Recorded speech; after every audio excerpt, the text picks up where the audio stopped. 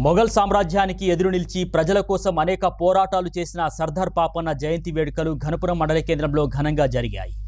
మండల కేంద్రంలోని గీత పారిశ్రామిక సహకార సంఘం ఆవరణలో కల్లు గీత కార్మిక సహకార సంఘం ఆధ్వర్యంలో సర్దార్ సర్వాయి పాపన్న గౌడ్ 375వ జయంతి వేడుకల్ని ఘనంగా నిర్వహించారు. ఈ సందర్భంగా సర్వాయి పాపన్న గౌడ్ చిత్రపటానికి పూలమాలలు వేసిన అనంతరం కేక్ను కట్ చేసి జయంతి వేడుకల్ని ఘనంగా జరిపారు. సర్దార్ సర్వాయి పాపన్న గౌడ్ ఆ కాలంలో కుతుబ్షాహీ పాలకులు స్త్రీల పట్ల ప్రవర్తించినటువంటి అమానుషమైనటువంటి ఘటనలు చూసి సమాజంలో గల గౌడ కులస్తులను ఏకం చేసి మొఘలాయి పాలకుల అరాచకాల్ని ఎదుర్కొని విజయం సాధించడం జరిగిందని, ఆ మహనీయుని జీవిత విశేషాన్ని పాఠ్యాంశాల్లో చేర్చాలని మాజీ ఎంపీటీసీ సభ్యులు సీనియర్ గౌడ సంఘం నాయకులు మోటపోతుల శివశంకర్ గౌడ్ అన్నారు. సర్దార్ సర్వాయి పాపన్న గారి 375వ పుట్టినరోజు సందర్భంగా మన ఘనపురం మండల కేంద్రంలో కల్లుగీత కార్మిక సహకార సంఘం ఆధ్వర్యంలో పెద్ద ఎత్తున వారి యొక్క పుట్టినరోజు కార్యక్రమాన్ని విజయవంతంగా నిర్వహించడం జరిగింది. దానికి ముందుగా కల్లుగీత కార్మిక సహకార సంఘానికి నేను ప్రత్యేకంగా ధన్యవాదాలు తెలియజేసుకుంటున్నాను. ఎందుకంటే సర్దార్ సర్వాయి పాపన్న యొక్క జీవిత చరిత్ర గురించి ఇంకా చాలామందికి, దాదాపు మాలాంటి వాళ్ళకు కూడా కొద్దిగానే తెలుసు.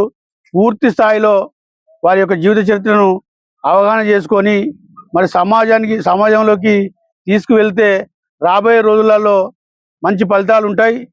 ఎందుకంటే వారి జీవితాన్ని మన బడుగు బలహీన వర్గాల కొరకే త్యాగం చేయడం జరిగింది.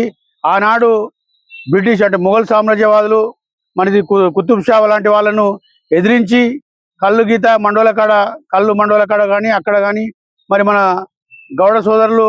గౌడ సోదరిమణుల పట్ల సైనికులు అమానుషంగా ప్రవర్తించిన క్రమంలో తనలో మరి ఆక్రోశం పుట్టుకొచ్చి తను కూడా ఒక నలుగురిని పోగు చేసుకొని వారిని ప్రతిఘటించి మరి మన కొరకు పోరాడినటువంటి గొప్ప వీరుడు. అలాంటి వీరుని యొక్క జీవిత చరిత్ర ఇంకా మనం పూర్తి స్థాయిలో చదివి ఈ సమాజంలో కనుక తీసుకెళ్ళినట్టయితే